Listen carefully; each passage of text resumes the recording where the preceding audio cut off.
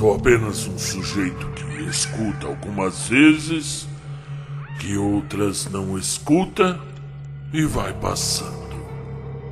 Naquele dia escutei, certamente porque era a amiga quem falava. E é doce ouvir os amigos, ainda quando não falem, porque amigo tem o dom de se fazer compreender até sem sinais, até sem olhos. Falava-se de cemitérios, de telefones, bom, não me lembro. De qualquer modo, a amiga... Bom, agora me recordo que a conversa era sobre flores. A amiga ficou subitamente grave. A sua voz murchou um pouquinho. Sei de um caso de flor que é tão triste. E sorrindo, mas você não vai acreditar, juro. Quem sabe? Tudo depende da pessoa que conta, como do jeito de contar. Há dias em que não se depende nem disso. Estamos possuídos de universal credulidade. E daí, argumento máximo, a amiga asseverou que a história era verdadeira. Era uma moça que morava na rua General Polidoro, começou ela, perto do cemitério São João Batista. E você sabe que, bem, quem mora por ali, queira ou não queira, tem de tomar conhecimento da morte. Toda hora está passando enterro. Toda hora passa um enterro. Toda hora. E a gente acaba por se interessar pelo assunto. Não é tão empolgante como navios ou casamentos ou carruagem de rei, mas sempre merece ser olhado. A moça, naturalmente, gostava mais de ver passar enterro do que de não ver nada. E se fosse ficar triste diante de tanto corpo desfilando, havia de estar bem arranjada. Se o enterro era mesmo muito importante, desses de bispo ou de general, a moça costumava ficar no portão do cemitério para dar uma espiada. Você já notou como coroa impressiona a gente? Demais! Se há curiosidade de ler o que está escrito nelas, morto que dá pena é aquele que chega desacompanhado de flores. Por disposição de família ou falta de recursos, tanto faz. As coroas não prestigiam apenas o defunto, mas até o embalam. Às vezes ela chegava a entrar no cemitério, a amiga, e acompanhar o préstito até o lugar do sepultamento. Deve ter sido assim que adquiriu o costume de passear por lá dentro. Meu Deus! Tanto lugar bom para se passear pelo rio. E no caso da moça, quando estivesse mais amolada, bastava tomar um bonde em direção à praia, descer no mourisco, debruçar-se na amurada. Tinha o mar à sua disposição a 5 minutos de casa. O mar, as viagens, as ilhas de coral, tudo grátis.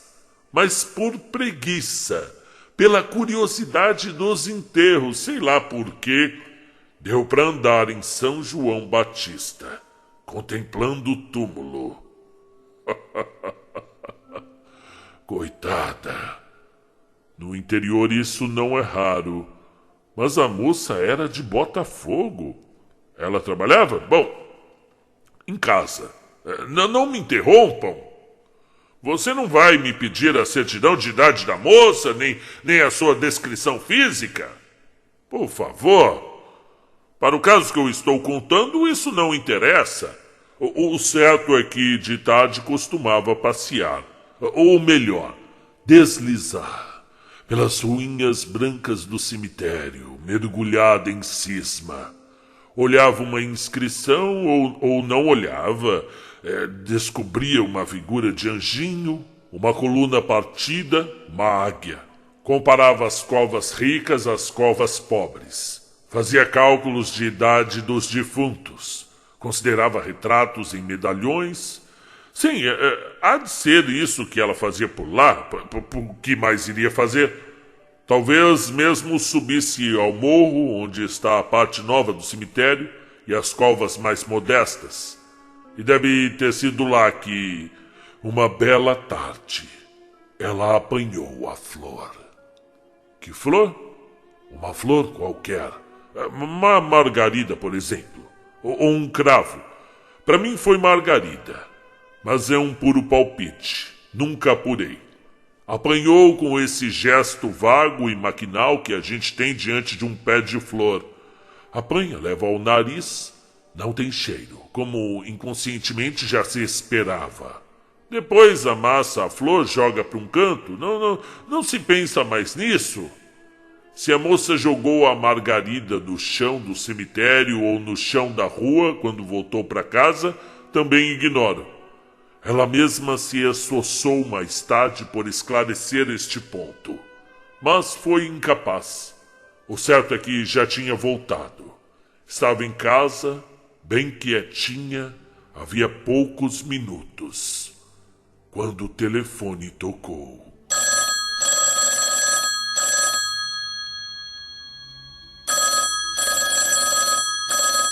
E ela atendeu. Alô?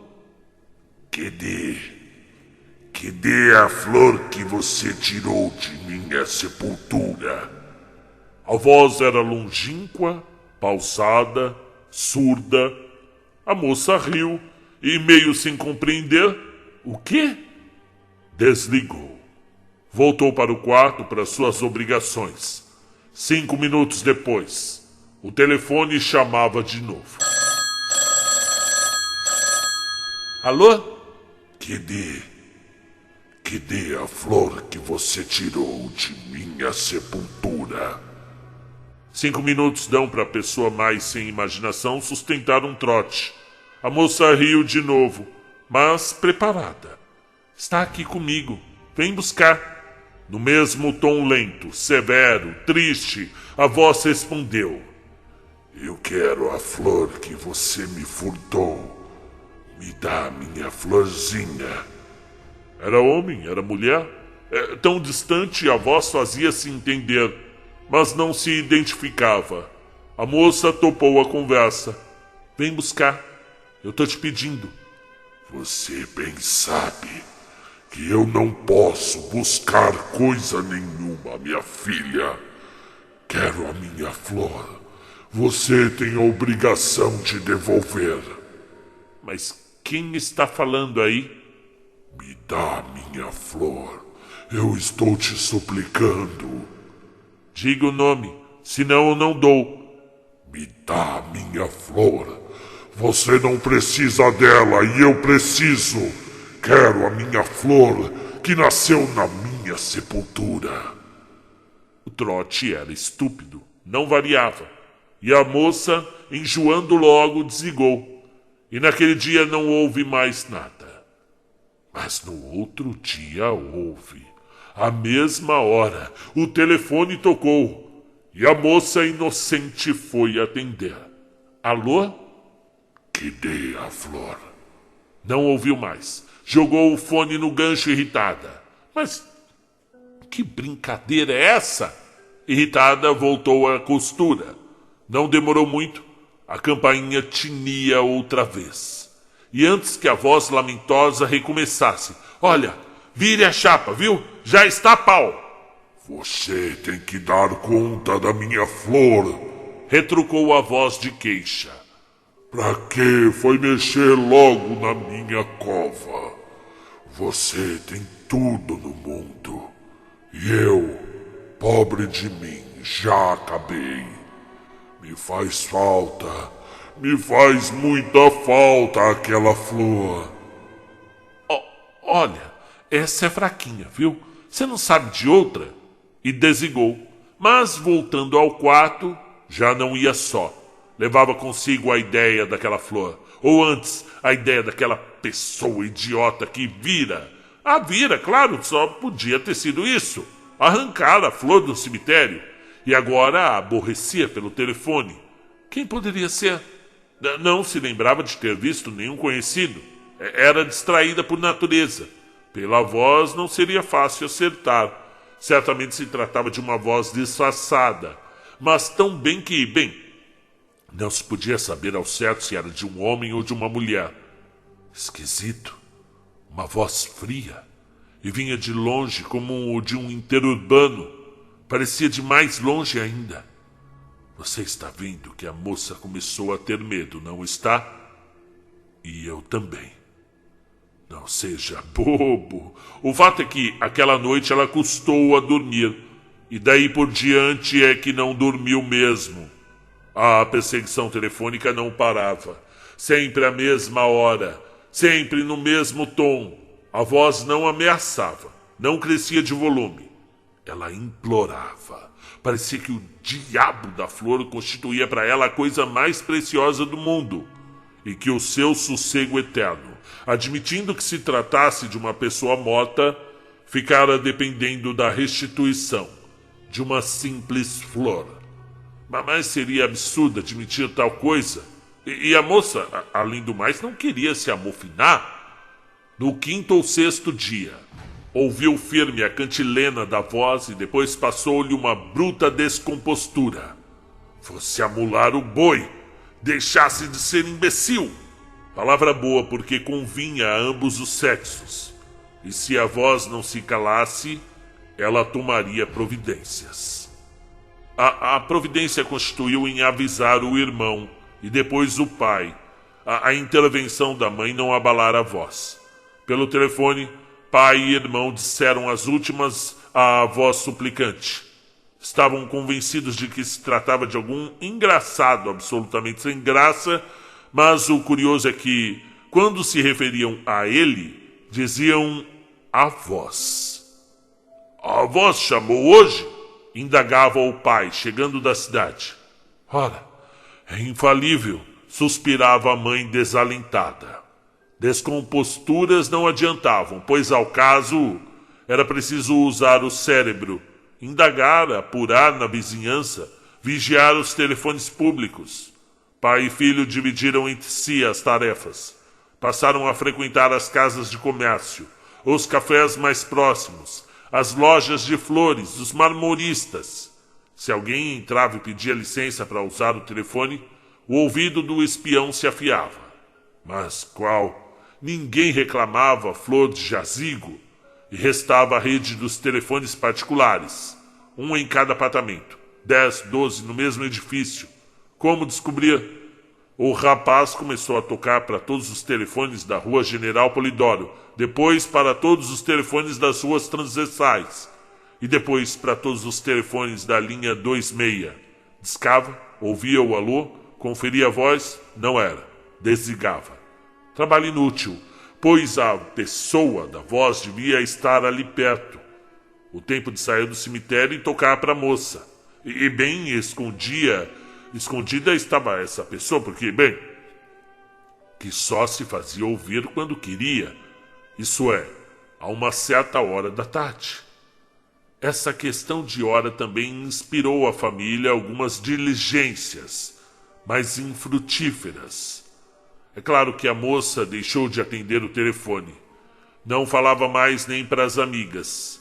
Então a voz, que não deixava de pedir se outra pessoa estava no aparelho, não dizia mais, me dá a minha flor, mas, quero a minha flor. Quem furtou minha flor tem que restituir. Diálogo com essas pessoas a voz não mantinha. Sua conversa era com a moça. E a voz não dava explicações. Isso durante 15 dias, um mês, acaba por desesperar um santo. A família não queria escândalos, mas teve que queixar-se à polícia. Ou a polícia estava muito ocupada em prender comunista, ou investigações telefônicas não eram sua especialidade. O fato é que não se apurou nada. E então, o pai correu à companhia telefônica. Foi recebido por um cavalheiro amabilíssimo que coçou o queixo, aludiu a fatores de ordem técnica, mas é a tranquilidade de um lar que eu venho pedir ao senhor. É o sossego da minha filha, da minha casa. Serei obrigado a me privar do telefone? Não faça isso, meu senhor. Seria uma loucura. Aí é que não se apura nada mesmo, porque, veja, hoje em dia é impossível viver sem o telefone, rádio, refrigerador, essas coisas. Eu dou-lhe um conselho de amigo. Volta para sua casa, tranquilize a família e aguarde os acontecimentos. Vamos fazer o possível. Bem, você já está percebendo que não adiantou. A voz sempre mendigando a flor. A moça perdendo o apetite e a coragem. Andava pálida, sem ânimo para sair à rua ou para trabalhar. Quem disse que ela queria mais ver enterro passando? Sentia-se miserável, escravizada a uma voz, a uma flor, a um vago defunto que sequer conhecia, porque já disse que era distraída. Nem mesmo se lembrava da cova de onde arrancara aquela maldita flor. Se ao menos soubesse. O irmão voltou do São João Batista dizendo que, do lado por onde a moça passeara naquela tarde, havia 5 sepulturas plantadas. A mãe não disse coisa nenhuma. Desceu, entrou numa casa de flores da vizinhança, comprou 5 ramalhetes colossais, atravessou a rua como um jardim vivo e foi derramá-los votivamente sobre os 5 carneiros. Voltou para casa e ficou à espera da hora, a hora insuportável. Seu coração lhe dizia que aquele gesto propiciatório havia de aplacar a mágoa do enterrado, se é que os mortos sofrem, e aos vivos é dado consolá-los, depois de os haver afligido. Mas a voz não se deixou consolar ou subornar. Nenhuma outra flor lhe convia senão aquela, miúda, amarrotada, esquecida, que ficara rolando no pó e já não mais existia. As outras vinham de outra terra, não brotavam do seu estrume. Isso não dizia a voz, mas era como se dissesse. E a mãe desistiu de novas oferendas, que já estavam no seu propósito. Flores, missas, o que adiantava? O pai jogou a última cartada, o espiritismo. Descobriu um médium fortíssimo, a quem expôs longamente o caso, e pediu-lhe que estabelecesse contato com a alma despojada de sua flor. Compareceu a inúmeras sessões, e grande era sua fé de emergência. Mas os poderes sobrenaturais se recusaram a cooperar, ou eles mesmos eram impotentes, esses poderes. Quando alguém quer alguma coisa de sua última fibra, e a voz continuou, surda, infeliz, metódica. Se era mesmo de vivo, como às vezes a família ainda conjecturava, embora se apagasse cada vez mais a explicação desanimadora, que era a falta de qualquer explicação lógica para aquilo, seria de alguém que houvesse perdido toda a noção de misericórdia? E se era de morto, como julgar? Como vencer os mortos? De qualquer modo, havia no apelo uma tristeza úmida, uma infelicidade tamanha que fazia esquecer o seu sentido cruel e refletir. Até a maldade pode ser triste. Não era possível compreender mais do que isso.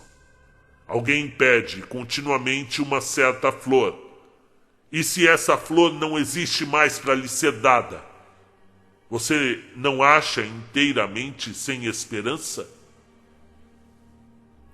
Mas e a moça? Carlos, eu preveni que meu caso de flor era muito triste. A moça morreu no fim de alguns meses, exausta. Mas sossega, para tudo há esperança. A voz nunca mais pediu.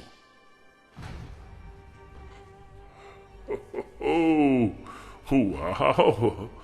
Gente, ó, esse conto aqui está como de Carlos Drummond de Andrade. Mas eu, sinceramente, apesar de reconhecer um estilo de escrita do Carlos Drummond, eu não achava que era dele, não. Eu até procurei em vários lugares aqui para ver se tinha alguém levantando essa questão, se era mesmo do Carlos Drummond, mas aparentemente é mesmo. Eu estou aqui no site Arara Revista, que diz que esse conto foi publicado no livro Contos de Aprendiz, pela Companhia das Letras, e o poeta e cronista Carlos Drummond produziu e refletiu sobre prosa e verso efusivamente. Bom, tem um lirismo, sim. É que eu ouço essa história aí da pessoa que. Vocês também, né, gente? Isso aí todo mundo já ouviu. Essa história da flor no cemitério que a pessoa pega por um capricho ali, achou bonito e tal, e começa a receber as ligações. Isso eu ouvia desde menino. O Eli Corrêa já contava essa história no Que Saudade de Você, né? A gente ficava ali desesperado. Com certeza o Gil Gomes também já leu adaptações dessa história, né? Não sabia não que o Carlos Drummond tinha se dado ao luxo de explorar uma história até popular já, né? Para quem gosta de histórias de fantasmas, né?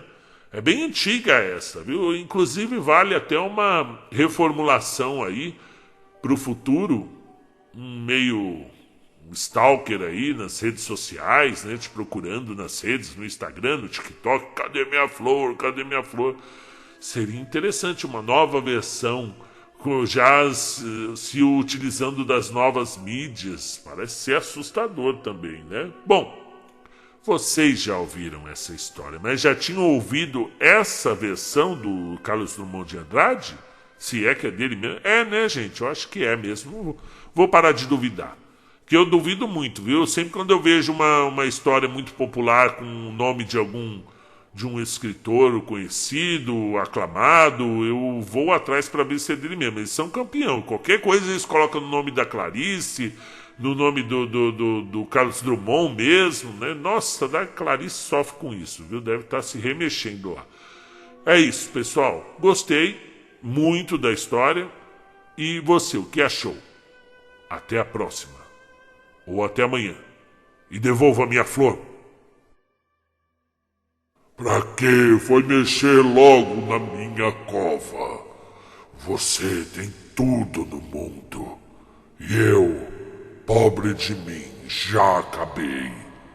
Me faz falta, me faz muita falta aquela flor.